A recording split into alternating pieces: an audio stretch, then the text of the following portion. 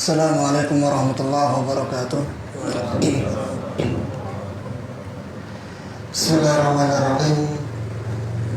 Innal hamdalillah nahmaduhu wa nasta'inuhu wa nastaghfiruh wa na'udzu billahi min shururi anfusina wa sayyiati a'malina. Man yahdihillahu fala mudilla lahu wa man yudlil fala hadiya lahu. Asyhadu an la ilaha illallah wahdahu la syarika lah wa asyhadu anna Muhammadan abduhu wa rasuluh. Sallallahu alaihi wa ala alihi wa ashabihi wa man tabi'ahum bi ihsanin ila yaumil liqa'i. Usi nafsi wa iyyakum bi taqwallah. Qala Allah rabbuna jalla wa ala: Ya ayyuhalladzina amanu taqullaha haqqa tuqatih wa la tamutunna illa wa antum muslimun.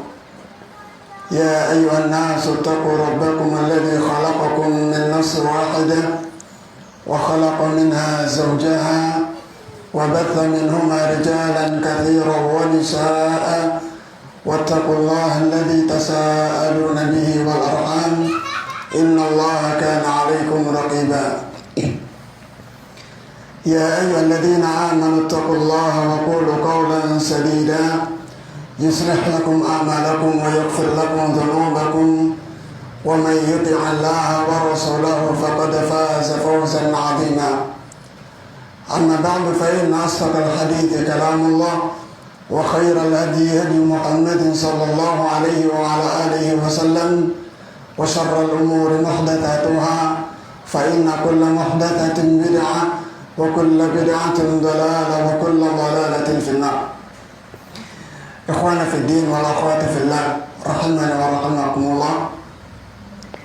Yang pertama, Anda sampaikan udzur dari Ustadzna Imam Fauzi yang mestinya beliaulah yang berada di sini. Namun karena ada sebuah udzur, beliau berhalangan dan menyuruh Anda untuk bisa menggantikan pada kesempatan kali ini. Meskipun mestinya kayak nggak pantas saya menggantikan beliau. Akan tetapi sebagaimana dalam kata pepatah, tidak ada rotan akar pun jadi. Maka mudah-mudahan duduknya ada di sini bisa memberikan faedah, manfaat meskipun itu sedikit dan meskipun hanya sekedar mengulang. Karena mengulang itu penting dan itu paling dibenci, tidak disukai oleh penuntut ilmu zaman sekarang, apalagi orang-orang Indonesia. Rata-rata namanya mengulang itu benci.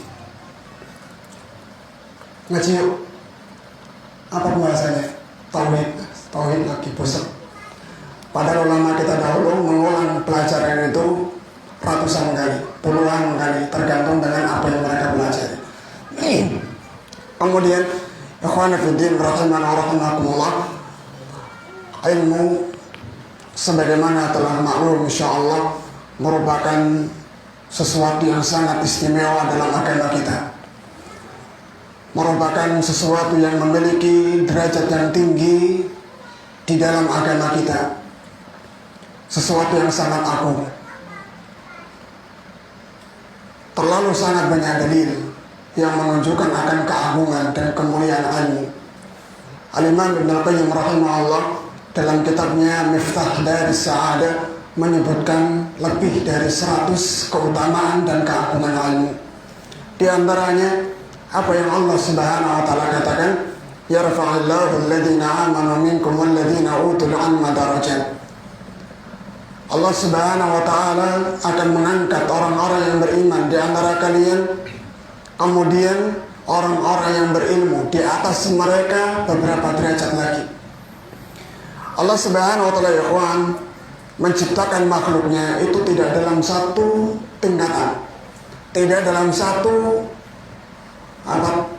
tingkatan, tapi Allah Subhanahu wa taala menciptakan mereka dalam tingkatan yang berbeda-beda. Muka bumi, tidak semua muka bumi derajatnya satu di sisi Allah Subhanahu wa taala. Ada satu tempat yang lebih mulia daripada tempat yang lain. Dan tempat yang paling mulia di muka bumi ini adalah masjid-masjid Allah. Di antara sekian banyak masjid, tidak semua dalam satu derajat.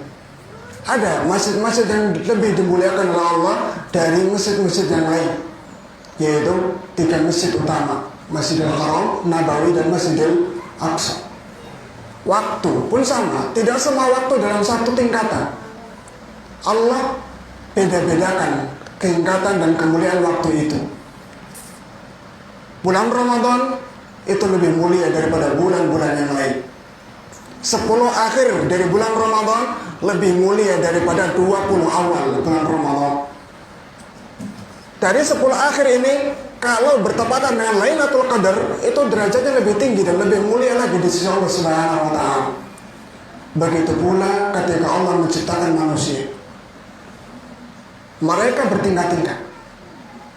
Secara umum sama, mereka tercipta dari tanah. Akan tetapi ada di antara mereka yang Allah muliakan. Yang pertama, orang-orang yang beriman. Dan orang yang beriman pun tidak dalam satu derajat. Ada di tengah-tengah mereka orang-orang yang Allah pilih untuk diberikan derajat yang lebih tinggi dari rata-rata orang-orang yang beriman. Siapa mereka? Ahlul ilm, orang-orang yang memiliki ilmu. Dan orang tidak akan memiliki ilmu kecuali dengan belajar. Maka orang itu akan mulia dengan ilmu. Rasulullah SAW mengatakan, khairukum man ta'allama al-Qur'ana wa 'allamahu. Sebaik-baik kalian adalah orang yang mempelajari Al-Quran dan mengajarkannya. Mempelajari Al-Quran mencakup beberapa hal. Satu, mempelajari cara membacanya supaya benar. Maka belajar makharij huruf, kemudian tajwid, tahsin, dan yang lain. Kemudian yang kedua, makna yang terkandung di dalamnya. Ini mempelajari Al-Quran. Dan mereka lah orang yang terbaik, kata Nabi SAW. Dan Nabi SAW juga mengatakan, "Man yuridillahu bihi khairan yufaqihu fid-din." Barang siapa yang Allah Subhanahu wa Ta'ala kehendaki kebaikan padanya, maka Allah akan faqihkan dia, Allah akan membuatnya faham tentang agamanya. Para ulama mengambil sebuah kesimpulan dari hadis ini, berarti orang yang tidak faham tentang urusan agama, mereka adalah orang-orang yang tidak diinginkan kebaikan oleh Allah Subhanahu wa Ta'ala pada dirinya. Maka bersyukurlah kita ya kawan, ketika Allah Subhanahu wa Ta'ala membimbing kita untuk melangkahkan kaki ke majelis-majelis ilmu. Ini majelis yang didatangi oleh para malaikat. Majelis yang di situ orang-orang yang sangat mulia di sisi Allah Subhanahu wa Ta'ala. Orang-orang yang dibanggakan oleh Allah Subhanahu wa Ta'ala, dan hadisnya ma'ruf insyaallah. Alhamdulillah, Allah takdirkan kita, Allah bimbing kita untuk duduk di majelis semacam ini, tidak di majelis-majelis yang lain. Karena banyak majelis-majelis di muka bumi ini. Ada majelis jual beli, ada majelis pertanian, ada majelis di pinggir jalan ngobrol, ada riba, ada majelis namimah, macam-macam. Dari yang skala mubah sampai skala haram. Alhamdulillah, Allah selamatkan kita dari itu, dan Allah pilih kita untuk bermajelis di majelis ilmu, majelis yang sangat mulia di sisi Allah Subhanahu wa Ta'ala. Nah, insya Allah pengajian kita atau taklim kita akan berkaitan dengan ilmu, dan mungkin akan kita beri judul kajian ini dengan kiat untuk meraih ilmu yang bermanfaat. Kiat untuk meraih ilmu yang bermanfaat. Karena ilmu ya kawan, kalau tidak bermanfaat, hanya akan membawa kita kepada kebinasaan. Allah Subhanahu wa Ta'ala tidaklah memerintah Nabi-Nya SAW untuk meminta tambahan sedikit pun kecuali tambahan ilmu. Wa qur rabbi zidni ilma. Dan katakanlah wahai Muhammad, ya Rabbku, ya Allah, tambahkanlah kepadaku ilmu. Dalam merealisasikan ayat ini, Nabi SAW selalu berdoa dan mengajari kita untuk terus berdoa di subuh hari dengan doa Allahumma inni as'aluka ilman nafi'an wa rizqan tayyiban wa amalan mutaqabbalan. Ya Allah, aku minta kepadamu ilmu yang bermanfaat. Jadi carilah ilmu yang bermanfaat, jangan sekedar numpuk materi. Karena tumpukan materi itu belum tentu bermanfaat.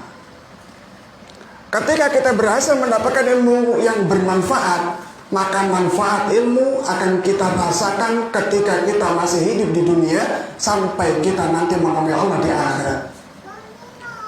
Dan ketika yang kita dapatkan hanya sekedar kumpulan materi, tidak ada manfaatnya belas, maka kebinasaan yang akan kita dapatkan di dunia sampai nanti di akhirat. Meskipun ustaz, meskipun gelarnya doktor, meskipun profesor, makanya nggak ada jaminan ustaz kok selamat di akhirat, nggak ada. Bahkan Nabi SAW menyebutkan ketika beliau diisrakan oleh Allah Subhanahu Wa Taala, beliau diperlihatkan kepada penghuni neraka yang sedang diadab oleh Allah Subhanahu Wa Taala.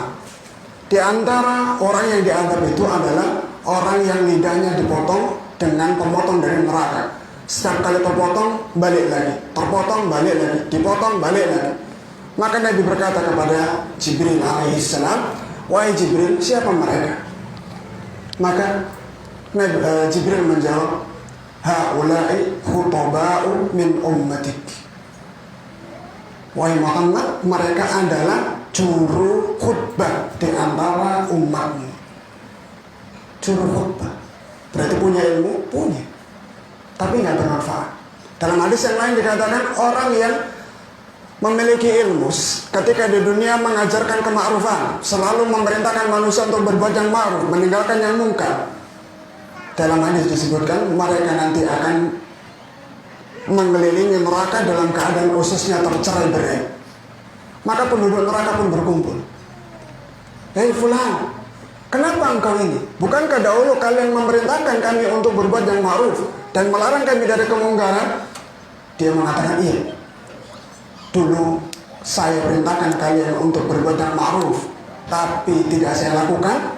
Dan saya selalu memerintahkan, melarang kalian dari yang mungkar, tapi saya sendiri yang mengerjakan. Berarti ini apa? Dia punya ilmu, punya. Kenapa bisa masuk neraka? Ilmunya tidak membuahkan manfaat. Oleh karenanya ketika kita datang di majelis ta'lim, niatkan untuk mencari ilmu yang bermanfaat, bukan sekedar materi, apalagi cuma untuk lihat ustaz. Kasus penuntut ilmu sekarang kan gitu. Kajian yuk, siapa ustaznya? Fulan, Masya Allah, Dokter Fulan. Satu masjid penuh. Ayo, dengan materi yang sama, misalkan, ayo kajian, materinya sama dengan yang kemarin. Siapa yang ngisi? Fulan. Masih ada kerja. Dia datang ke majelis yang pertama, itu niatnya ilmu atau niat usaha? Maka hati-hati. Oleh karenanya, di sini kami ingatkan, hendaknya kita, anak dan kita seluruhnya, mencari ilmu itu yang bermanfaat. Karena ilmu yang bermanfaat itulah yang masuk dalam yarfa'illahu alladziina aamanu minkum walladziina utul 'ilma darajat. Orang yang memiliki ilmu yang bermanfaat, mereka lah yang dimaksud oleh Nabi SAW, khairukum man ta'allama al-Qur'ana wa 'allama. Yang dimaksud oleh Nabi SAW, may yuridillahu bihi khairan yufaqihu fid din. Mereka lah yang dimaksud oleh para ulama dengan ucapan mereka, di antaranya Imam Al-Baihaqi, la darajata ba'dan nubuwati afdal minal ilm. Tidak ada satu derajat pun setelah derajat kenabian yang lebih afdal daripada ilmu. Siapa yang bisa mendapatkan ini? Orang yang punya ilmu bermanfaat, bukan orang yang cuma punya materi segudang. Maka perhatikan. Oleh karenanya standar ilmu menurut salaf kita bukanlah orang yang memiliki riwayat yang banyak, bukan orang yang punya maktabah yang besar, bukan orang yang gurunya seabrek-abrek. Nah, itu penting, tapi bukan di situ inti permasalahan. Poin penting dari ilmu yang mereka maksud adalah al-ilmu khasyatullah. ilmu adalah yang membuahkan rasa takut kepada Allah. Laisal ilmu bi kathratir riwayat. Ilmu itu tidak diukur dengan banyaknya riwayat. Ilmu itu tidak diukur dengan sebanyak kitab apa yang mereka baca. Bukan. Tapi ilmu adalah bagaimana manfaatnya. Khasyatullah ada atau tidak, ketakwaan kepada Allah tumbuh atau tidak, itu yang menjadi standar. Kalau nggak ada ini, seabrek apapun materi yang kita miliki, maka ilmu itu hanya akan menjadi beban yang ada di pundak-pundak kita. Nah, maka pada kesempatan kali ini, dengan pertolongan Allah Subhanahu wa Ta'ala, mudah-mudahan kita bisa sedikit mempelajari bagaimana kiat supaya kita bisa mendapatkan ilmu yang bermanfaat. Saya ambilkan materi ini, tentu tidak kita baca semuanya, kita pilih beberapa poin yang Anda rasa sangat penting untuk Anda sampaikan. Kita ambil dari kitab Khulasatul Ta'zimil Ilmi, ringkasan kitab Ta'zimul Ilmi, memuliakan mengagungkan ilmu, karya Dr. Saleh Ibn Abdullah Ibn Hamad Al-Utsaimin hafizahullah ta'ala. Beliau masih hidup dan masih aktif memberikan pelajaran-pelajaran berharga di Masjid Nabawi. Di antara karya ilmiah beliau, kitab ini, maka kita baca bi'idznillah subhanahu wa ta'ala, hendaknya diperhatikan dan mudah-mudahan bisa difahami dan membuahkan ilmu yang bermanfaat untuk kita semuanya. Kedengeran tuh? Saya kadang tuh agak pesimis karena suara saya seperti ini, takutnya nggak kedengaran. Tapi alhamdulillah masih Allah memberikan suara, dan saya harapkan antum yang mendengarkan lebih semangat untuk fokus. Karena kalau suaranya lantang kayak Ustaz Abu Hama, Ustaz Imam, Ustaz Wahyu, antum sambil ngantuk insya Allah dengar. Tapi kalau suara saya antum ngantuk dikit hilang insya Allah. Maka diperhatikan baik-baik. Kita bacakan yang perlu kita baca insyaallah. Qala al-mu'allif rahimahullah ta'ala. Sebelum itu, secara garis besar, untuk mendapatkan ilmu yang bermanfaat adalah bagaimana kita bisa mengagungkan dan memuliakan ilmu. Ini garis besar. Nanti beliau rinci apa yang dimaksud dengan memuliakan ilmu dan mengagungkan ilmu itu. Jadi secara garis besar, bagaimana cara kita bisa mendapatkan ilmu yang bermanfaat adalah dengan mengagungkan ilmu. Kita tawadhu, merendahkan diri kepada ilmu. Mu'allif mengatakan, fa inna hadzal 'abdi minal ilmi, sesungguhnya bagian yang akan didapatkan oleh seorang hamba dari ilmu yang dia cari mauqufun ala hafdhi qalbihi min ta'zimihi wa ijlalihi, tergantung kepada bagian di dalam hatinya dalam mengagungkan dan memuliakan ilmu. Maknanya, semakin hati kita mengagungkan ilmu, maka semakin besar ilmu yang bermanfaat yang akan kita dapatkan. Semakin di hati kita tidak ada pemuliaan, pengagungan kepada ilmu, maka ilmu pun tidak akan mau masuk ke dalam hati kita. Karena tempatnya ilmu adalah hati, seperti yang akan saya sampaikan nanti. Faman imtala'a qalbuhu bi ta'zimil ilmi wa ijlali, maka barang siapa yang hatinya dipenuhi dengan rasa pengagungan, pemuliaan terhadap ilmu, saluha an yakuna mahallan lahu, maka hati itu pas untuk menjadi tempat wadah menyimpan ilmu. Wa biqadri nuqsani haibatil ilmi fil qalbi yanqusu hadzul 'abdi minhu, dan seukuran berkurangnya pengagungan hati ini kepada ilmu, sesuai dengan itulah ilmu akan didapatkan. Artinya semakin pengagungan kita kepada ilmu menipis, maka ilmu yang kita dapatkan, ilmu yang bermanfaat maksudnya, semakin sedikit. Maka ini penting, masalah yang sangat penting, yang terkadang tidak disadari oleh para penuntut ilmu. Terus yang penting kajian taklim datang, nggak seperti itu. Siapkan hatinya, siapkan wadahnya. hatta yakuna minal qalbi qalbun laysa fihi syai'un minal ilm. Sampai kalau memang betul-betul tidak ada pengagungan dalam hati, hati itu betul-betul tidak akan bisa ditempati oleh ilmu. Karena ilmu ini aziz, sesuatu yang agung, dan sesuatu yang agung tidak akan didapatkan atau tidak akan diletakkan pada tempat yang jelek. Seperti ya kawan, kita berjuang misalkan membeli mutiara, emas, nggak mungkin kita letakkan di tempat sembarang tempat. Pasti akan kita carikan tempat yang bagus, sesuai dengan apa yang kita simpan. Kita punya uang 100 rupiah, 500 rupiah, 5.000, paling sekarang gini aja, dilipet-lipet khusus selesai. Tapi kalau uangnya jumlahnya besar, kita akan sibuk cari tempat. Dompet nggak cukup, lemari nggak aman, berangkasnya acak-acak, beli yang Masya Allah, kan gitu. Itu barang yang mulia. Nah, ilmu adalah sesuatu yang jauh lebih mulia daripada harta dunia seluruhnya. Maka itu perlu diperhatikan. Faman 'azzamal 'ilma. Nah, ini dia. Beliau sebutkan di antara ciri orang yang mengagungkan ilmu. Faman 'azzamal 'ilma. Maka barang siapa yang mengagungkan ilmu, lahat anwaruhu alaihi, maka cahaya ilmu itu akan nampak pada dirinya.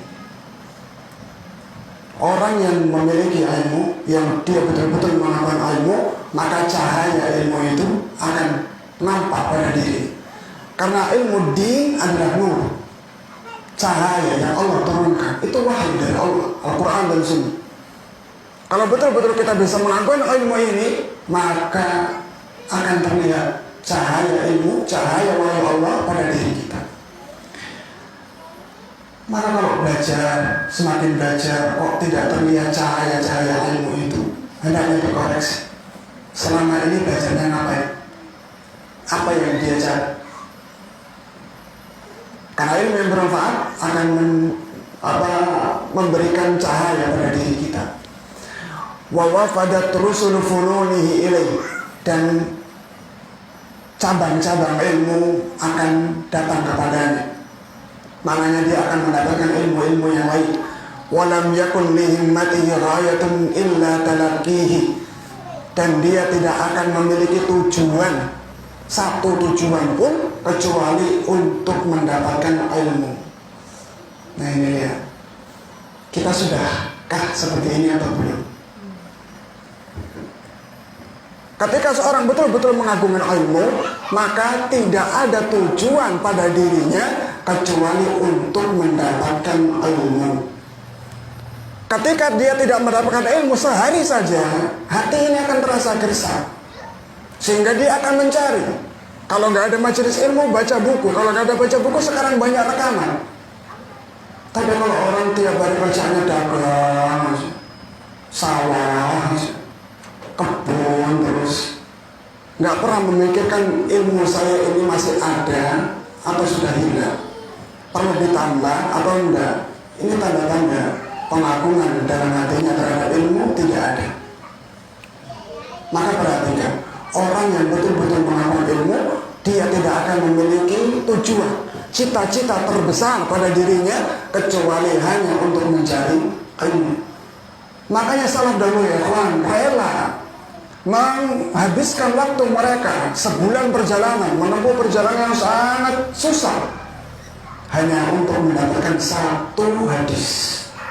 Seperti Jabir bin Abdullah, ketika beliau mendengar Abdullah ibn Unais memiliki sebuah hadis yang belum beliau dengar, sedangkan Jabir ibn Abdullah ini di Madinah, Abdullah ibn Unais ini di Syam, maka beliau katakan, maka ketika saya mendengar pada si fulan ada hadis dari Nabi yang belum saya dengar, saya persiapkan perbekalan dan persiapkan kendaraan. Saya tempuh perjalanan 1 bulan perjalanan untuk mencari satu hadis. Kalau orang nggak melakukan ilmu, sebulan 1 hadis, kok yang apa senang, capek-capek amat, gitu. Tapi itu masalah kita, dan itu keberkahan yang membuat ilmu mereka barokah. Beda dengan sekarang, sekali klik bisa dapat ratusan hadis, sehingga pengagungan seorang penuntut ilmu kepada ilmu itu sendiri kurang. Oleh karena keberkahan ilmu pada zaman mutaakhirin itu lebih sedikit daripada keberkahan ilmu pada zaman-zaman terdahulu. Dan ini perlu diperbaiki, harus diperbaiki, harus disadari, harus kita pahami bahwa mengakukan ilmu ini sesuatu yang sangat penting, tidak bisa diabaikan. Nah, kemudian wala li nafsihi ladzatun illa lil fikri fihi, dan pada dirinya tidak akan ada kelezatan pun kecuali untuk memikirkan ilmu.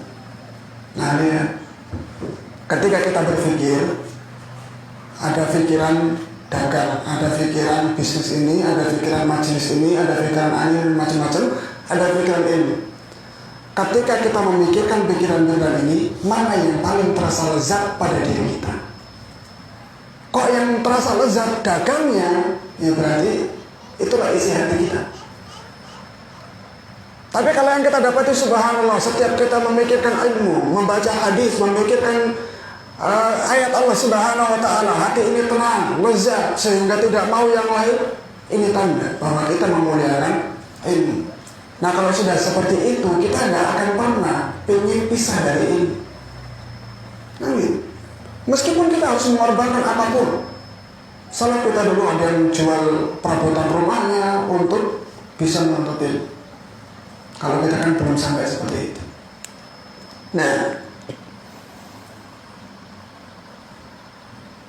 Nah itu beberapa ciri orang yang mengakukan ilmu. Satu, akan nampak cahaya ilmu itu pada diri, dan ilmu itu akan terus datang kepadanya karena dia akan terus mencari.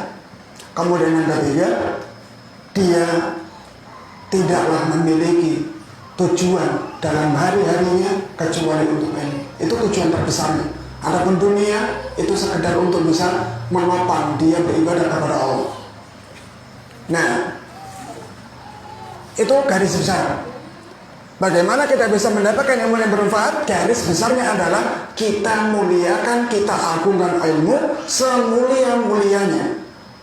Kita sadari ilmu ini adalah kitabullah, sunnah Nabi SAW, ucapan yang terbaik, hidayah, petunjuk yang paling lurus.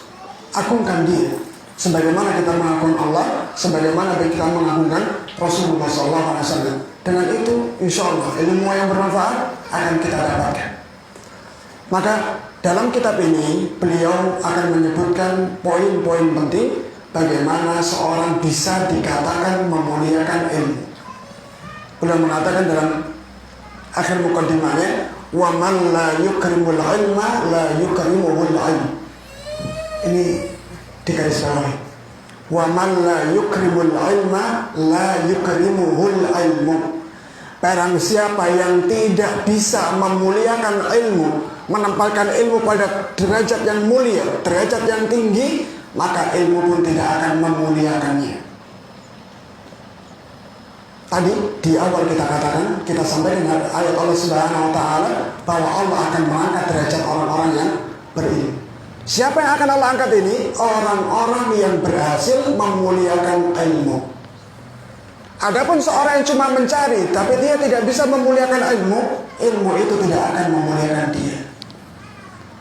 Dia tidak akan masuk dalam firman Allah, yarfa'illahu alladhina amanu minkum walladhina utul ilma darajat.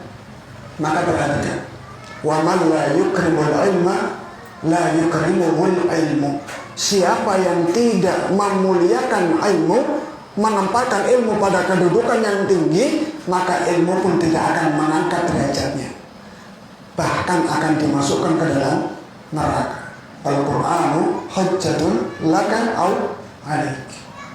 Al-Quran bisa menjadi hujjah, menolongmu, mengangkat derajatmu, atau sebaliknya, menghinakanmu dan membinasakanmu, memasukkan engkau ke dalam neraka jahanam. Maka kiat yang pertama, poin yang pertama adalah tathiru wi'a'il ilmi, membersihkan wadahnya ilmu. Kiat yang pertama untuk mendapatkan ilmu yang bermanfaat, dan itu merupakan cabang dari mengagungkan ilmu, adalah tathiru wi'a'il ilmi, mensucikan, membersihkan wadahnya ilmu. Jadi ilmu itu punya wadah.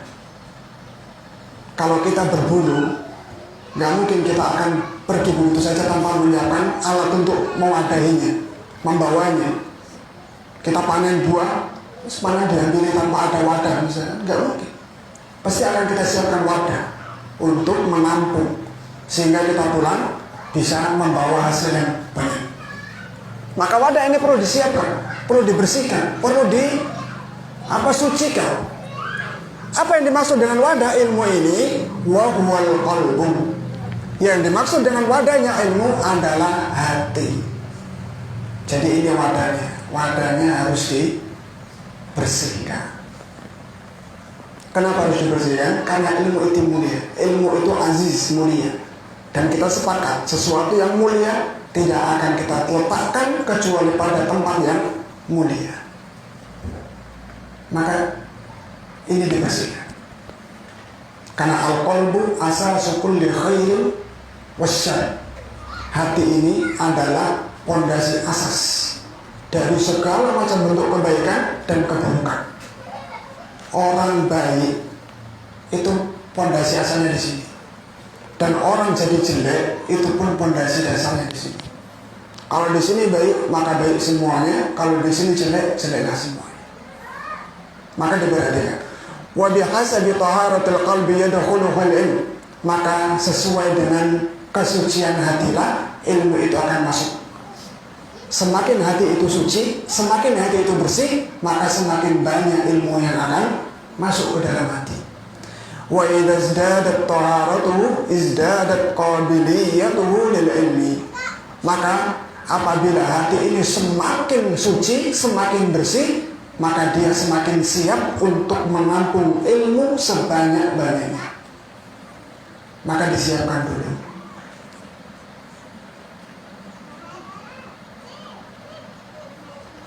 Kotoran apa yang harus dibersihkan dari hati ini?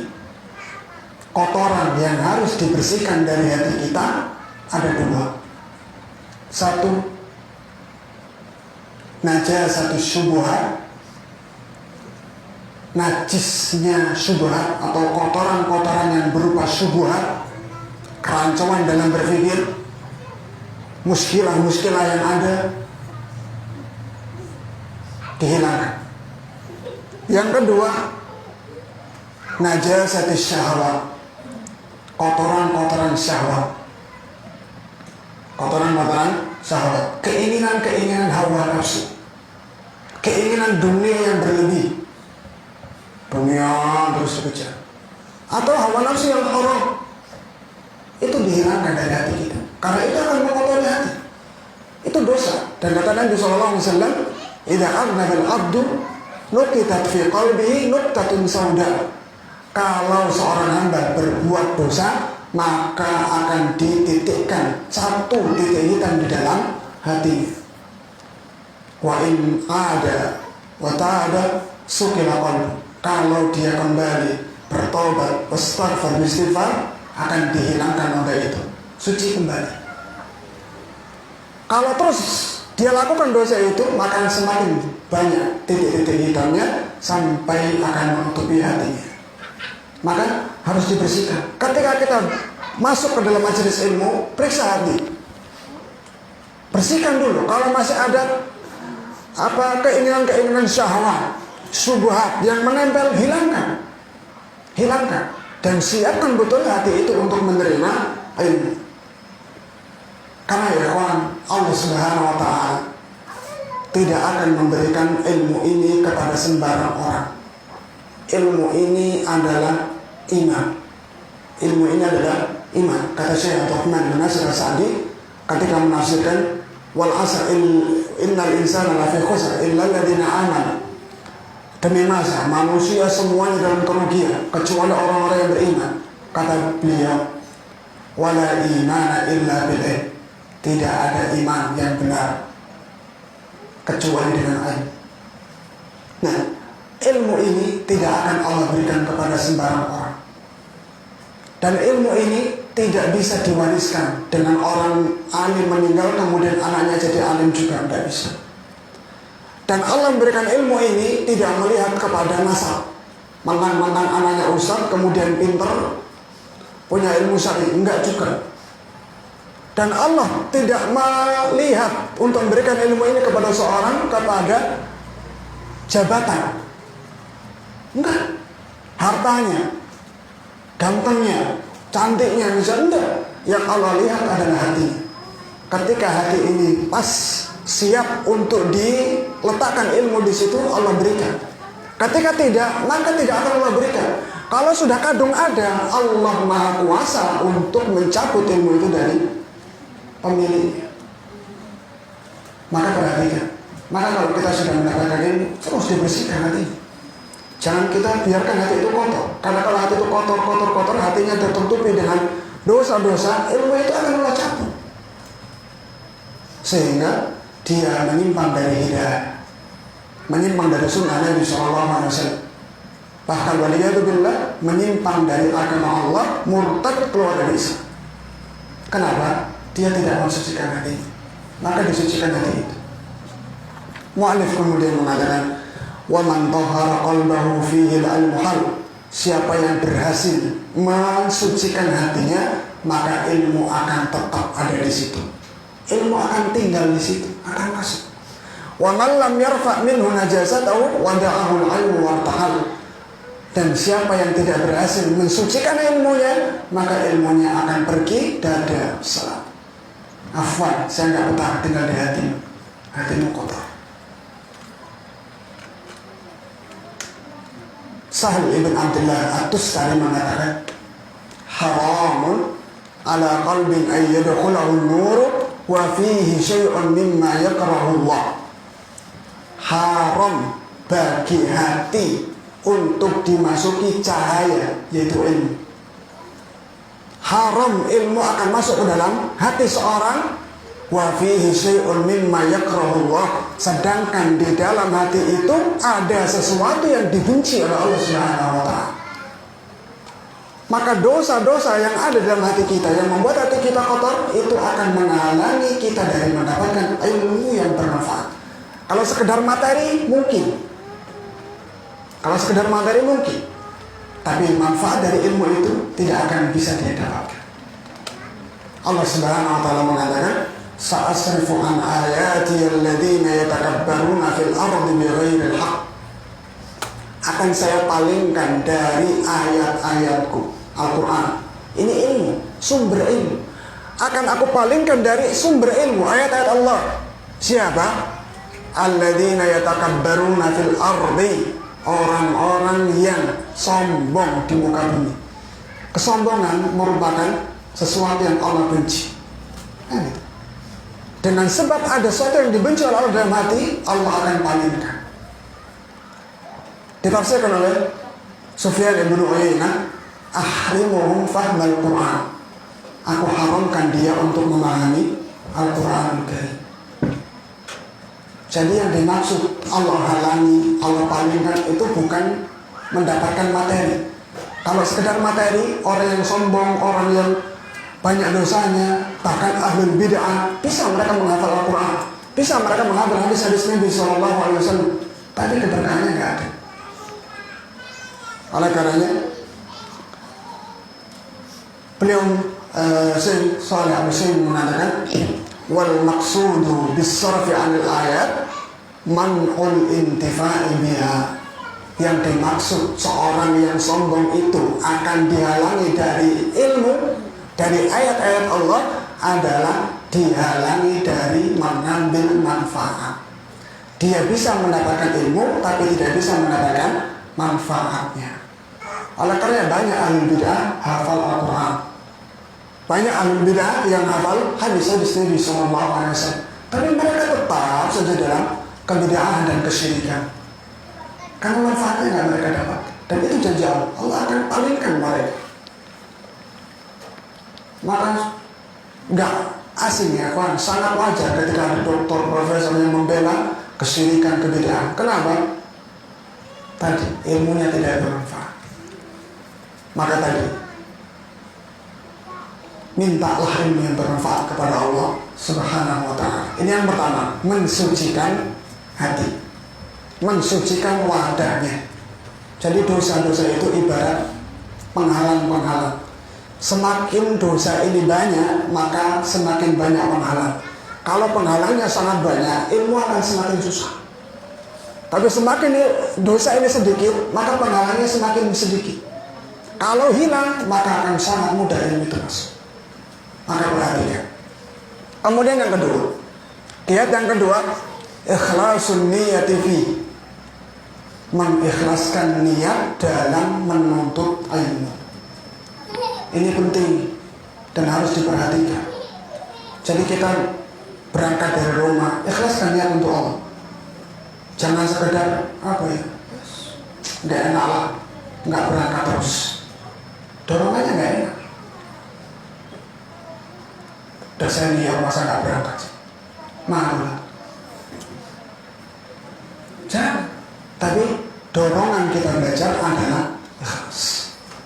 Ikhlas adalah sesuatu yang murni. Ketika seorang beramal, beribadah, iradatul qalbi al-amala taqarruban ilallah. Ini yang namanya ikhlas. Keinginan hati untuk beramal dalam rangka mendekatkan diri kepada Allah. Ini ikhlas. Kalau tidak ikhlas, maka ilmu itu tidak akan bermanfaat. Fadilah ilmu yang sangat banyak, yang sudah banyak kita dengarkan, tidak akan kita raih, tidak akan kita dapatkan kalau kita tidak ikhlas. Nabi SAW mengatakan, man ta'allama ilman mimman yubtagha bihi wajhullah la yata'allamuhu illa liyusiba bihi 'aradan min ad-dunya lam yajid 'arfa al-jannati yawmal qiyamah. Barang siapa yang menuntut ilmu yang mestinya ilmu ini dicari ikhlas karena Allah, untuk Allah, kok dia cari karena satu bagian dari bagian-bagian dunia, maka dia tidak akan mendapatkan baunya surga di yaumul qiyamah. Ngajilah, biasanya ada makan siangnya, lumayan. Berarti bukan karena Allah Subhanahu wa ta'ala. Ngajilah supaya pintar. Nanti kalau udah pintar saya bisa mendebat Ustaz Fulan, saya bisa bodoh-bodohi yang baru. Misalnya Nabi SAW mengatakan dengan tegas, man ta'allama al-ilma, siapa yang mempelajari ilmu, liyubahiya bihil ulama, untuk berbangga diri di hadapan ulama, untuk menyaingi para ulama, supaya saya bisa mengatakan, wah dia ulama, saya juga, dia laki-laki, saya juga laki-laki, dia punya akal, saya juga punya akal, sama. Apa yang bedakan? Tujuannya untuk menandingi ulama, auliyumariya bihi sufaha, atau untuk menjidal, debat dengan orang-orang bodoh. Orang punya ilmu tapi senangnya debat sama orang-orang yang bodoh. Ini muskilah. Ilmu itu bukan untuk diperdebatkan. Sampaikan aja ilmu itu. Orang yang berpikir dia akan mengetahui ini ilmu yang benar. Nggak perlu didebatkan. Para ulama sangat menjauhi debat. Kalau tidak kepepet dan masalahnya sangat besar, mereka tidak akan berjidal. Beda dengan kita. Ada postingan dikit aja yang agak ngerempet, panas hatinya, udah komentarnya saat berkabar. Padahal seandainya dia tinggalkan itu, belajar, itu lebih manfaat. Apalagi kita nggak tahu dari media sosial itu siapa yang nulis. Bisa jadi orang cari fitnah, bukan orang cari kebenaran, kan gitu. Maka hati-hati. Maka ikhlas. Al-Imam Ahmad rahimahullah ta'ala mengatakan, yang maknanya belajar itu perlu ada niat yang ikhlas. Apa itu niat ikhlas? Kata beliau, raf'ul jahli an nafsika wa an ghairik. Yang dimaksud ikhlas dalam menuntut ilmu adalah satu, niat untuk mengangkat kebodohan pada dirinya supaya kita itu nggak jadi bodoh, karena kita tercipta dalam keadaan bodoh, supaya hilang kebodohan itu. Kemudian untuk mengangkat kebodohan dari orang lain. Setelah kita punya ilmu, kita angkat dari orang lain. Ini dua poin yang disebutkan oleh Imam Ahmad rahimahullah ketika beliau ditanya apa yang dimaksud dengan ikhlas dalam menuntut ilmu. Mu'alif di sini menambahkan dua poin lagi. Jadi satu, niat untuk mengangkat kebodohan dari diri sendiri. Dua, mengangkat kebodohan dari orang lain. Kemudian yang ketiga, beliau katakan ihya'ul ilmi. Niatkan untuk menghidupkan ilmu supaya ilmu itu hidup menyebar di tengah-tengah kaum muslimin, sehingga ilmu itu tidak mati. Karena ilmu ini, kalau toh Allah mau mengangkatnya tanpa perantara kita, Allah mampu. Allah mau menebarkan ilmu di muka bumi ini tanpa perantara kita, Allah mampu. Tapi dengan hikmah Allah yang sangat mulia, Allah memberikan perantara manusia untuk menyebarkan ilmu. Sehingga ketika ulama itu wafat, pada hakikatnya ilmu itu mulai redup. Nah, kalau ulama ini wafat, kemudian kita tidak bisa menjadi generasi penerus, maka ilmu ini akan mati. Ilmu ini akan hilang. Maka pertahankan. Belajar untuk apa? Supaya ilmu ini tetap terjaga. Warisan Nabi SAW terus berkembang di muka bumi. Jangan sampai hilang. Meskipun toh nanti di yaumul qiyamah ilmu ini akan Allah angkat. Tapi sebelum itu terjadi, kita usahakan untuk terus dijayakan. Karena ini huda, petunjuk yang akan membawa kita dan orang-orang yang kita cintai serta manusia seluruhnya ke dalam jalan yang lurus, ke dalam surga Allah Subhanahu wa ta'ala. Kemudian yang keempat, al-amalu bihi. Niat untuk diamalkan. Niat untuk diamalkan. Jadi bukan untuk menandingi ulama, bukan untuk mendebat orang-orang yang bodoh, bukan untuk menarik jamaah, bukan, tapi untuk diamalkan. Dan mengamalkan ilmu ini berat. Ini berat. Nah, itu 4 rincian yang disebutkan para ulama bagaimana ikhlas dalam menuntut ilmu. Niat untuk mengangkat kebodohan dari diri kita. Yang kedua, mengangkat kebodohan dari orang lain. Yang ketiga, untuk menghidupkan ilmu dan menjaganya. Yang keempat, untuk diamalkan. Karena ilmu yang tidak diamalkan hanya akan mendatangkan malapetaka. Itu tanda ilmunya tidak bermanfaat. Wasahibul ilmi lam ya'malan mu'adzabun yawmal qiyamati qabla ubadil walad. Terus bahasa ini dikatakan, dan orang yang berilmu tapi tidak mengamalkan, nanti di yaumul qiyamah akan diadab sebelum penyembah-penyembah berhala. Makanya ketika Nabi SAW mengatakan Al-Quran hujjatun laka aw alaika, Al-Quran itu akan menjadi penolong bagimu atau menjadi bumerang bagimu. Kapan menjadi penolong dan kapan menjadi bumerang? Para ulama menjelaskan akan menjadi penolong bagimu kalau diamalkan, dan akan menjadi bumerang kalau tidak diamalkan. Maka perhatikan itu. Dan fadilah ilmu tidak akan kita dapatkan tanpa ikhlas. Makanya Sufyan Ats-Tsauri mengatakan, la a'lamu amalan afdala min talabil ilmi wa hifdhihi liman arada bihillah. Saya tidak mengetahui satu amal pun yang lebih afdal daripada menuntut ilmu dan menjaga menghafal ilmu. Saya tidak mengetahui satu amalan pun yang lebih afdal daripada menuntut ilmu dan menjaganya. Sampai situ enggak, kata beliau, liman arada bihillah, bagi orang yang menginginkan dengannya wajah Allah Subhanahu wa ta'ala. Berarti ikhlas. Tadi hadisnya sudah kita bacakan. Dan Imam Ahmad mengatakan, al-ilmu la ya'diluhu syai' liman sahhat niyyatuhu. Ilmu itu tidak ada yang menandinginya sesuatu apapun bagi orang yang benar niatnya, ikhlas. Maka dijaga. Dan menjaga keikhlasan niat itu berat. Sufyan Ats-Tsauri mengatakan, ma'alajtu syai'an asyadda 'alayya min niyyati. saya tidak pernah mengobati satupun yang lebih berat daripada mengobati niatku. Fa innaha tataqallabu alayya, karena hati dan niat itu selalu berbolak-balik. Awal berangkat kajian mungkin ikhlas, sampai tengah jalan berubah niatnya. Sampai depan masjid mungkin ikhlas, ketika sudah duduk di majelis, datang orang lain yang merasa dia agungkan, berubah niatnya.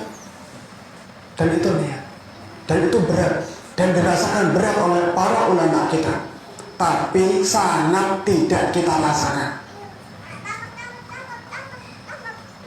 Para ulama kita mengatakan menjaga keikhlasan niat itu berat, tapi kita nggak pernah mengatakan itu. Dan ketika kita tidak merasakan beratnya ikhlas itu, wallahu ta'ala a'lam bishawab, ada dua kemungkinan. Kemungkinan pertama, kita nggak perhatian dengan niat kita. Kemungkinan kedua, kita nggak punya ikhlas belas, sama sekali nggak ikhlas, makanya nggak merasa berat. Orang yang bisa merasakan beratnya ikhlas itu orang yang selalu memperhatikan niatnya, gerak-gerik hati. Makanya Sufyan Ats-Tsauri sama mengatakan, saya nggak pernah mengobati suatu pun yang lebih berat daripada niat. Tapi kita enggak. Maka perhatikan, bisa jadi kita tidak perhatian dengan ikhlas kita, bisa jadi ikhlas itu memang sudah nggak ada dari awal. Maka dijaga dalam ibadah apapun. Kemudian yang ketiga, giat untuk mendapatkan ilmu yang bermanfaat. Dan ketiga adalah jam'u himmatin nafsi alaih, jam'u himmatin nafsi alaih, memfokuskan semangat, tekad untuk ilmu. Jadi belajar ilmu itu nggak bisa tanggung-tanggung, setengah-setengah itu nggak bisa. Dikatakan oleh salaf kita, al-ilmu in a'taitahu kullaka a'taka ba'dahu. Ilmu itu kalau engkau memberikan sepenuh yang engkau punya untuknya, dia hanya memberikan setengahnya. Kalau kita akan berjuang keras, harta kita habiskan untuk ilmu, umur kita habiskan untuk ilmu, tenaga kita habiskan untuk ilmu, pikiran kita habiskan untuk ilmu, harta kita untuk ilmu, semuanya untuk ilmu, kata mereka, ilmu gak akan memberikan kepada kita kecuali cuma setengah. Kira-kira kalau yang kita berikan untuk ilmu itu cuma setengah, seberapa yang akan kita dapatkan? Kalau yang kita berikan cuma bagian kecil dari hidup kita, apa yang akan kita dapatkan? Nggak dapat apa-apa. Apalagi bahasa Arab. Ini kan orang senang bahasa Arab, itu belajarnya nanggung-nanggung. Sudah belajarnya sepekan sekali, sorop sekali, nahu sekali, habis itu nggak pernah dimurojaah.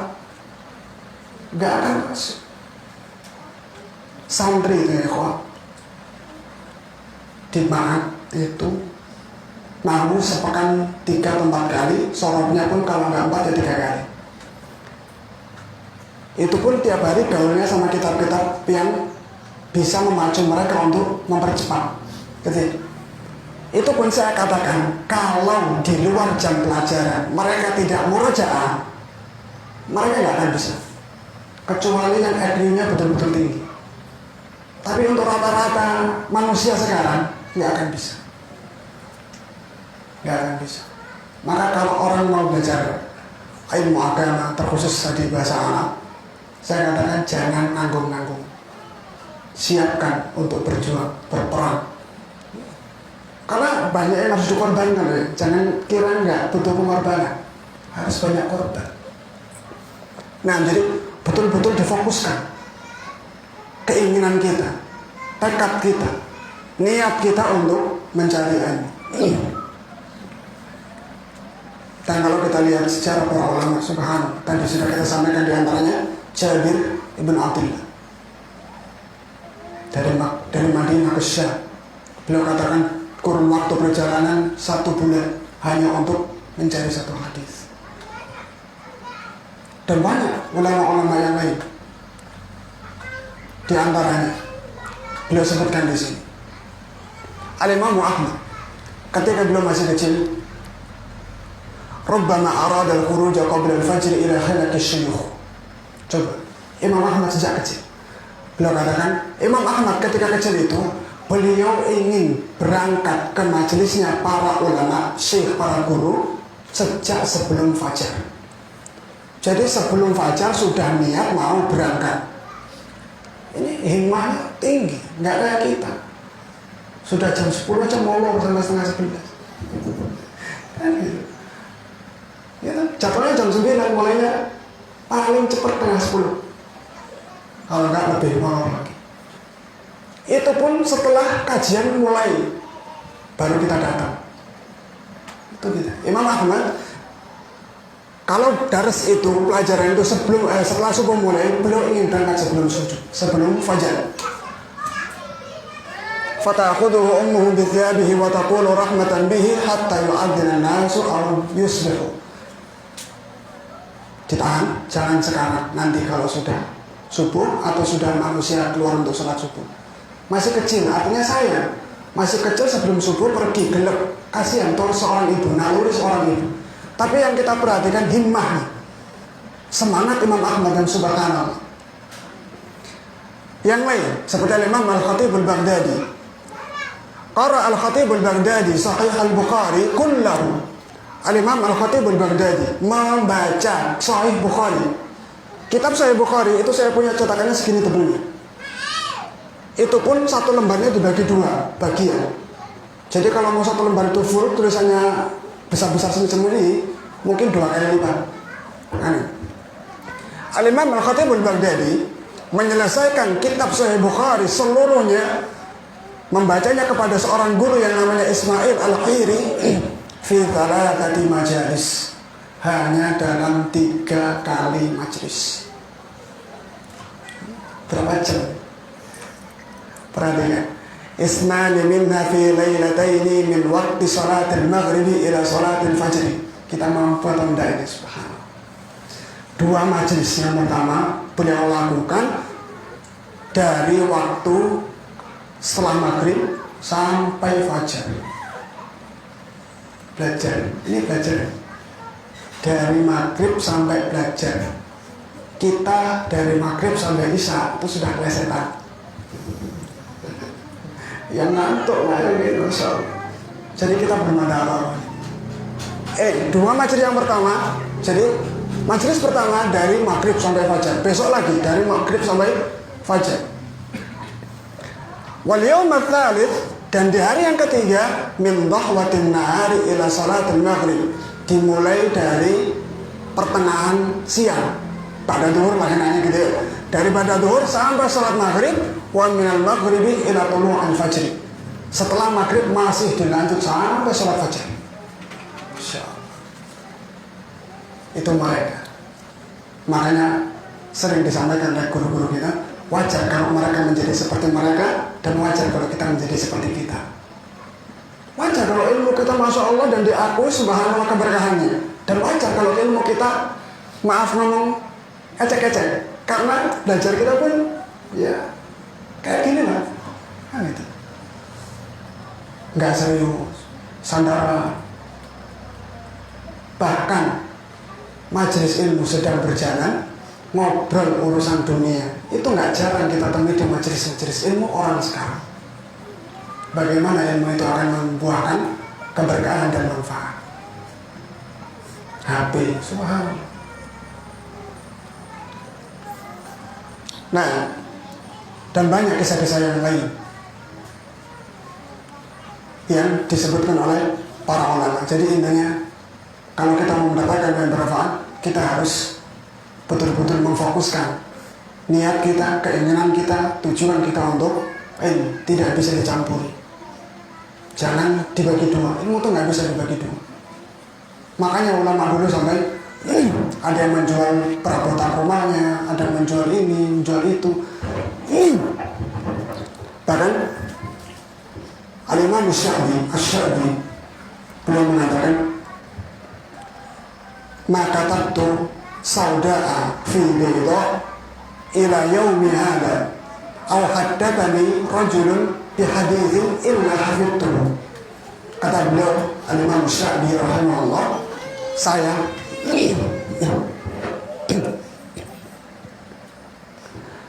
tidaklah menulis sesuatu yang hitam di atas yang putih. Maksudnya nulis ini. Atau tidaklah ada yang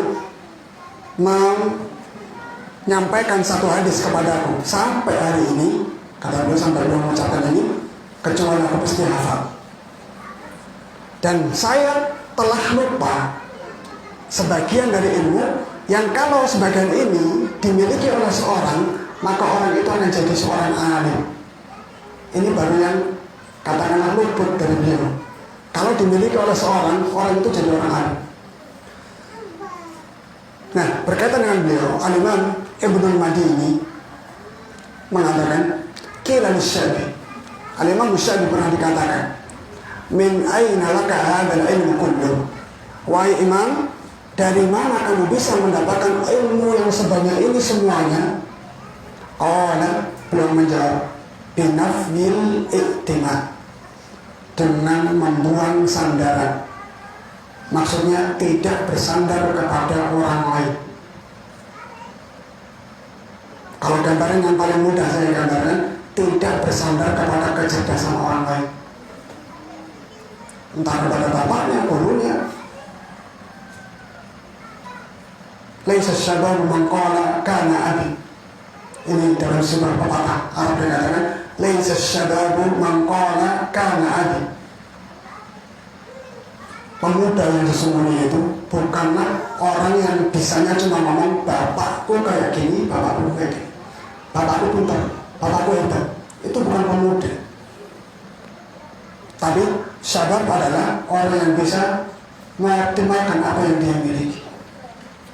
Jadi nggak bersandar kepada kecerdasan orang. Wasairi fil bilad.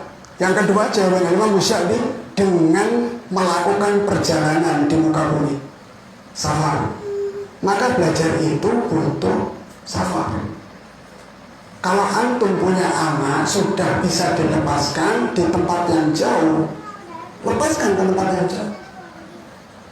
Air itu kalau tergenang diam nggak mengalir, lama-lama keruh, lumutan, jenih. Tapi kalau air itu mengalir, insya Allah akan jernih. Makanya tidak ada sejarah ulama kecuali mereka pasti safar.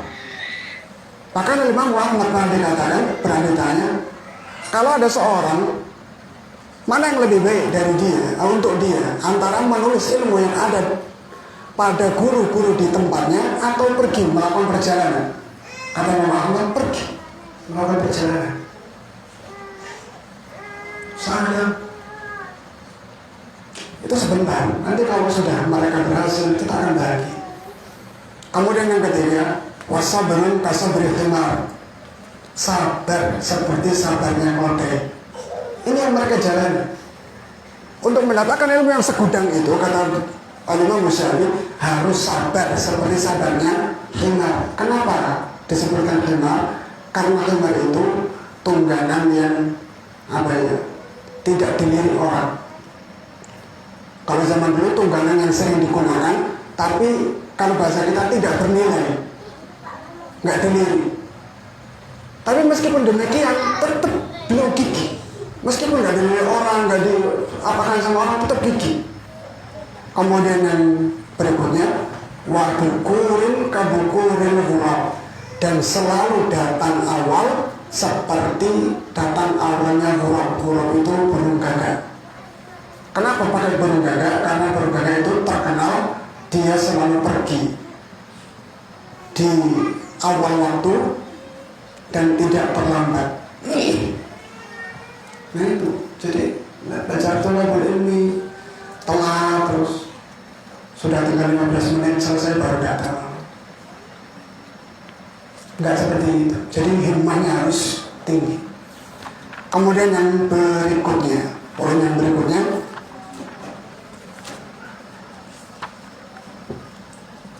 ini tidak kita baca semuanya, kita ambil yang anak rasa penting, lebih penting daripada yang penting-penting, karena semuanya penting. Tapi kalau kita baca semuanya kayaknya Kemudian yang berikutnya, luzumut ta'anni fi talabihi wa tarkil ajalah. Selalu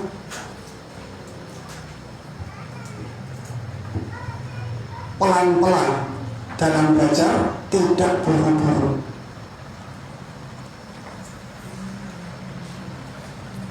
Selalu pelan-pelan dalam belajar, tidak buru-buru. Belajar itu ada tahapannya.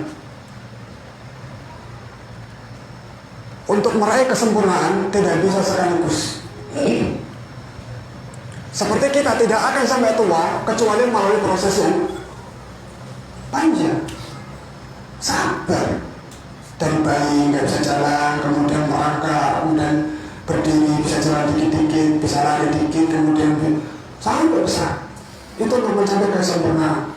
Nggak bisa kita baru mengenal pengen ngaji, kemudian tiba-tiba pengen jadi seperti Imam Ahmad, seperti Ustadz Kibar. Nggak bisa. Harus pelan-pelan. Ada dasar-dasar yang harus dikuasai. Kata salaf kita, man aqadan ilma jumlatan la minhu jumlah. Siapa yang ingin mengambil ilmu semuanya sekaligus, maka akan hilang semuanya sekaligus. Maka ilmu itu sedikit. Contoh misalkan baca tauhid. Baca tauhid itu sedikit, kitabnya yang tipis dulu, misalnya usul salasa. Pahami dengan baik. Kalau ini sudah mantap, paham dengan baik, baru pindah ke jenjang berikutnya. Jangan usul salasa belum selesai, Fathul Bari untuk buka. Nah gitu. Kalau yang belajar bahasa Arab misalkan motor, yang sering didengar oleh kita kan motor, itu kita dasar, paham berkuasa dulu. Jangan buru-buru ngambil alfiah Ibnu Malik, habis kita, nggak akan bisa. Harus ada derajatnya. Maka jangan kita ngaji. Nah, dengan kita memperhatikan derajat atau pelan-pelan dalam ilmu ini, kita akan terhindar dari sifat sombong, insya Allah. Karena dengan begitu kita akan tahu kapasitas diri kita.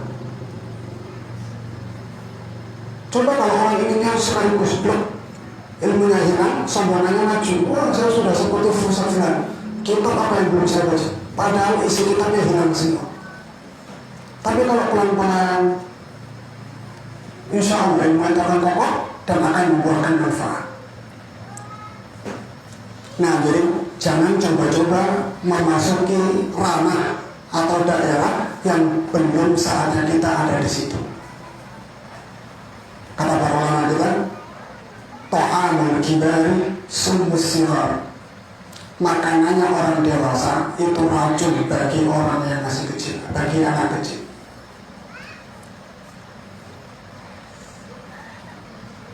Nasi goreng ekstra pedas. Enak bagi yang senang. Orang dewasa yang senang, kasihkan adik bayi yang sedang yang baru lahir, mati. Minimalnya sakit keras kan gitu. Maka jangan coba-coba mengambil sesuatu yang belum waktunya kita konsumsi untuk dikonsumsi. Makanya ulama kita mengatakan sebagai Saleh As-Sulami, rahimallahu man arafa qadra nafsihi. Semoga Allah merahmati orang yang tahu kadar dirinya. Dia itu di level mana? Baru ngaji misalkan, udah kayaknya kayak ulama kita. Ini akan memicu masalah, fitnah yang sangat besar. Maka perhatikan itu. Maka di antara hal yang dengannya kita bisa mendapatkan ilmu yang bermanfaat adalah ta'anni, pelan-pelan belajar itu. Naik ke satu tangga, anak tangga, kemudian naik ke anak tangga kedua, kemudian ketiga, keempat, kelima, keenam, terus sampai atas. Seperti orang yang tadi kuno, nggak akan dia cukup loncat ke atas. Kalau dia berusaha loncat ke atas, dia akan terjatuh, terjungkal, dan dia akan tidak selamat dari musibah dan bahaya. Itu dalam sebuah syair dikatakan, al-yawma syai'un wa ghadan natlubu. Hari ini carilah sedikit, besok yang sedikit nanti tambah. Sekarang sedikit, besok tambah sedikit lagi. Min nuqabil ilmi allati tultaqatu. dari mutiara ilmu yang bisa diambil. Yuhasilul mar'u biha hikmatan, yang dengan itu seorang bisa mendapatkan hikmah. Wa innama sayyidul ijtima'ul nuqati, dan ketahuilah banjir air yang sangat besar itu adalah hasil dari kumpulan tetesan air.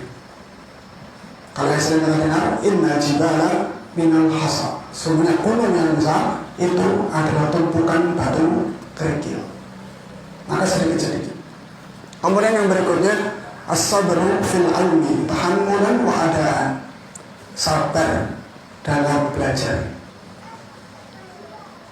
Sabar, harus belajar. Tadi harus sabar seperti sabarnya Himar, betul-betul sabar.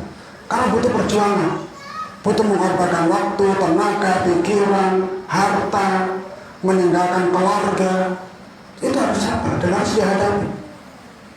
Dan tidaklah orang-orang yang mulia sampai ke titik mulia kecuali dengan sabar. Umar bin Khattab mengatakan, wa wajadna khaira 'aishina bis-sabr. Kami mendapati kebaikan dalam hidup kami dengan sabar. Dalam poin apapun, dalam permasalahan apapun, dalam masalah rumah tangga, kemudian cara mencari nafkah, dan berkhusus dalam bahasan kita dalam ilmu, kita akan mendapati kebaikan dalam itu semua dengan sabar. Orang yang tidak sabar tidak akan bisa mencapai tujuan. Orang puasa sampai tengah hari nggak sabar, medot.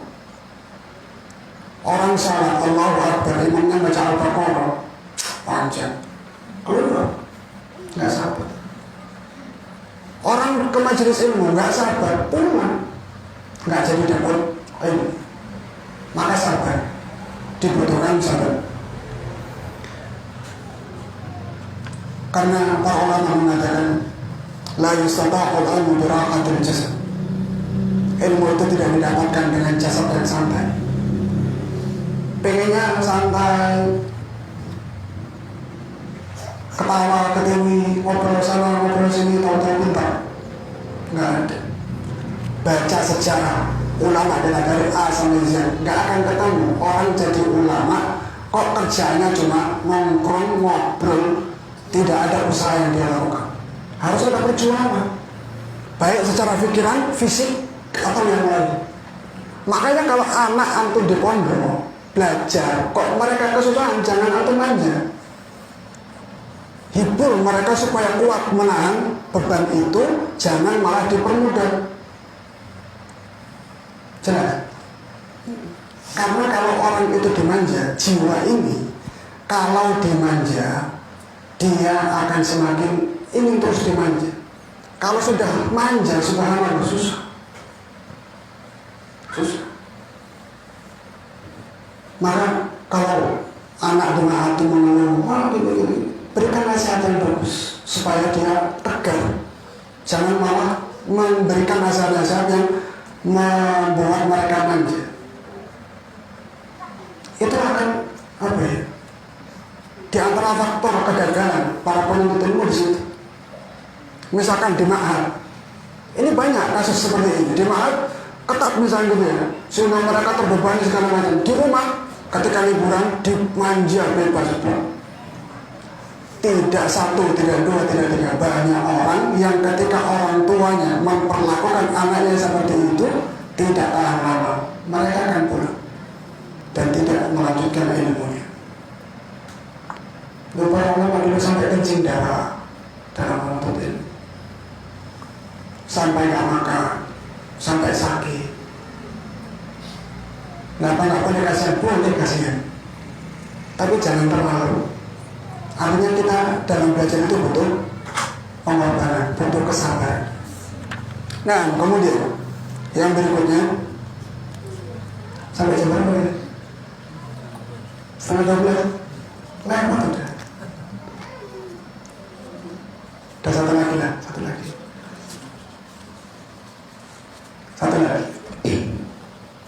Atau dua, satu atau dua? Oh, yang saya siapkan dua. Yang mudah-mudahan. Yang berikutnya ini yang sangat penting dan sekarang hampir hilang dari para penuntut ilmu, mulazamatu adabil ilm, memperhatikan adab-adab ilmu. Memperhatikan adab-adab ilmu. Agama kita adalah agama yang memperhatikan akidah, ibadah, akhlak, dan adab. Dan adab ini merupakan pintu di antara pintu terbesar untuk mencapai ilmu. Maka adab. Para ulama dahulu mereka sangat perhatian dengan adab. Bahkan di antara mereka ada yang mendahulukan adab sebelum ilmu. Orang sekarang banyak memperhatikan ilmunya, nggak punya adab, sehingga ilmunya tidak bermanfaat. Baik adab dalam bermajelis, adab kepada kitab, adab kepada guru, adab kepada teman, adab kepada orang tua. Dan kalau kita dalam ruang ilmu, ya ada bermajelis, adab kepada guru dan yang di sekitarnya. Itu perlu diperhatikan. Ilmu itu membuahkan adab. Kalau ilmu tidak membuahkan adab, maka sia-sia ilmu yang kita dapatkan. Al-Imam Ibnu Qayyim mengatakan, adabul mar'i unwanu sa'adatihi wa falahihi. Adabnya seorang adalah tanda kebahagiaan dan keberhasilannya. Wa qillatu adabihi unwanu syaqawatihi wa bawarihi. Dan kurang adabnya seorang itu tanda kesengsaraan dan kebinasaannya. Jelas? Adabnya seorang adalah tanda kebahagiaan dan keberhasilannya, sedangkan kurang adabnya seorang adalah tanda kebinasaan dan kehancurannya. Maka adab. Nah, orang tua zaman sekarang itu sangat tidak memperhatikan adab anak-anak mereka, terutama kepada guru. Sehingga kita perhatikan anak-anak sekarang berani menentang guru-guru mereka. Ini keliru besar. Harus diperhatikan adab-adab itu. Wal mar'u la yasmu bi ghairil adabi wa in yakun dha hasabin wa nasabin. Orang itu nggak akan jadi mulia tanpa adab, meskipun dia memiliki pangkat yang tinggi dan nasab yang mulia. Ada anak, misalkan anak presiden, datang ke antum nggak punya adab, antum katakan apa? Anak baik atau anak jelek? Anak jelek, meskipun anaknya presiden. Anaknya ustaz kok kayak gitu, kan gitu. Meskipun yang ada nggak ada kaitannya. Tapi itu perhatikan, dan itu subhanallah. Salaf kita dahulu sangat beradab dengan orang, dengan guru-guru mereka. Abdullah bin Abbas suatu ketika mendengar hadis ada pada Mu'adz bin Jabal, beliau datang ke rumahnya. Ketika itu Mu'adz bin Jabal sedang istirahat, maka beliau tunggu. Tidak digedor, dok, saya mau belajar ilmu, enggak gitu. Ditunggu sampai Abdullah bin Abbas ketiduran. Setelah Mu'adz ini bangun, buka pintu, kaget ada Abdullah bin Abbas. Maka dia mengatakan, ya Ibn Amr Rasulullah, kenapa enggak ketok pintu aja, saya akan keluar. Lihat jawaban Abdullah bin Abbas. Seperti itulah kami memuliakan guru-guru kami. Nah sekarang subhanallah, ada murid disuruh sama gurunya apa gitu, yang agak capek dikit, wah orang tuanya nggak terima. Wah ini anak saya ke pondok suruh belajar, bukan untuk bantu saya gitu. Subhanallah. Perhatikan ya Pak, belajar itu bukan sekedar membaca. Belajar itu dari apa yang kita baca, dari apa yang kita dengar, dari apa yang kita lihat. Belajar praktek. Nabi mengajari kita bukan dengan qala Rasulullah terus, ada prakteknya, kan gitu. Anak saya masa pikirnya ini aja. Ini keberatan tuh anak saya. Nah, kemudian ketika mau berangkat, maka tali kekang dari tali kekang kendaraannya dipegang oleh Abdullah bin Abbas. Maka dilarang oleh Mu'adz. Lagi-lagi jawabannya sama. Seperti inilah kami dahulu memuliakan guru-guru kami.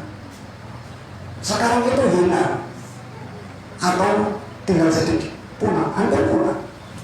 Maka perhatikan, di antara apa yang datang dari Imam Malik, beliau mengatakan, kanat ummi tu'ammimuni. Dulu ibuku suka memberikan makaikan imamah. Kalau anak masih kecil mau belajar berangkat ke TPA, biasanya ibunya kan menyiapkan bajunya, tasnya, kemudian yang diperlukan, kan gitu. Kata Imam Malik, dulu ketika kecil mau berangkat ke halaqah gitu kan, anak-anak, ibuku mempersiapkannya untukku. Wa taqulu, sambil mempersiapkan, ibunya ngomong, idhhab ila Rabi'ah, pergilah engkau ke majelis Rabi'ah. Dan Rabi'ah termasuk ulama pada saat itu. Fata'allam min adabihi qabla ilmihi, pelajari darinya adabnya dulu sebelum ilmunya. Karena ilmu ini kalau tidak dibungkus dengan adab akan membawa anak ini besar ketawa. Sehingga kalau bicara nggak tahu di situ ada guru apa nggak ada guru, seolah-olah dia orang yang paling hebat di muka bumi. Bahkan dibantah, dihabisi gurunya di hadapan manusia. Kalau di belakang mungkin dikomentari, diribah, dinamimah, masalah itu kurang adab dan itu akan menghilangkan keberkahan ilmu dan manfaatnya. Maka ajarkan adab kepada anak-anak kita, adab. Bagaimana adab kepada guru kita, dan itu penting. Nah, ketika anak kita ajarkan adab, terutama kepada guru, ini kan yang sering keluar di dunia maya, kan gitu. Guru di polisinya, guru di kasusnya, guru di macam-macam, nggak ada adab. Kita pun sebagai orang tua harus memberikan contoh kepada anak bagaimana beradab kepada guru. Jangan kita berbicara di hadapan anak, di hadapan guru, anaknya melihat dengan suara yang tinggi di hadapan ustaz. Itu akan mengajarkan anak itu berani. Dan wah, gitu tuh. Oke. Buktinya saya nggak bisa apa-apa. Yusuf ibn al-Husain beliau mengatakan, bil adabi tafhamul ilm. Ini kalimat singkat yang sangat luar biasa. Yusuf ibn al-Husain mengatakan, bil adabi tafhamul ilma. Dengan adab engkau bisa memahami ilmu. Dengan adab engkau bisa memahami ilmu. Di sini dijelaskan Syekh Shalih Al-Utsaimin ada dua makna. Makna yang pertama, orang yang beradab, seorang guru akan melihat, oh ini orang beradab. Maka orang guru itu akan sangat dengan senang hati mengajarkan ilmu kepada anak. Sehingga dengan itu menjadi cara mudah untuk anaknya bisa memahami ilmu.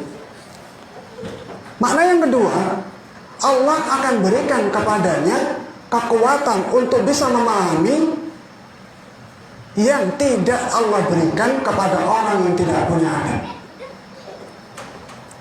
Maka perhatikan, ajarkan adab kepada anak kita. Nah, dan kalau kita bahas adab masalah panjang, insya Allah cukup itu. Dalam kitab ini sebetulnya disebutkan 20 poin. Antum catat berapa? 5. Alhamdulillah. Nah, itu beberapa poin yang mudah-mudahan bermanfaat dan anak rasa perlu untuk kita sampaikan. Maka hendaknya betul-betul kita pahami dengan baik dan mohon kepada Allah Subhanahu wa Ta'ala untuk memberikan ilmu yang bermanfaat kepada kita. Sekali lagi, ilmu yang tidak membawakan manfaat tidak akan ada gunanya untuk kita, bahkan akan membawa kebinasaan untuk kita di dunia dan di akhirat. Maka carilah ilmu itu yang bermanfaat, jangan sekedar menumpuk materi. Mungkin itu yang dapat kita sampaikan, kurang lebihnya mohon maaf. Kalau ada tutur kata yang keliru, kurang berkenan, maka itu dari diri pribadi, mohon dimaafkan dan saya mohon kepada Allah. Kalau ada sesuatu yang benar, maka itu datang dari Allah Subhanahu wa Ta'ala. Kita akhiri, wassalamualaikum warahmatullahi wabarakatuh, Muhammad wa ala alihi wa sahbihi wa sallam, wa akhiru da'wana alhamdulillahi rabbil alamin. Assalamualaikum warahmatullahi wabarakatuh.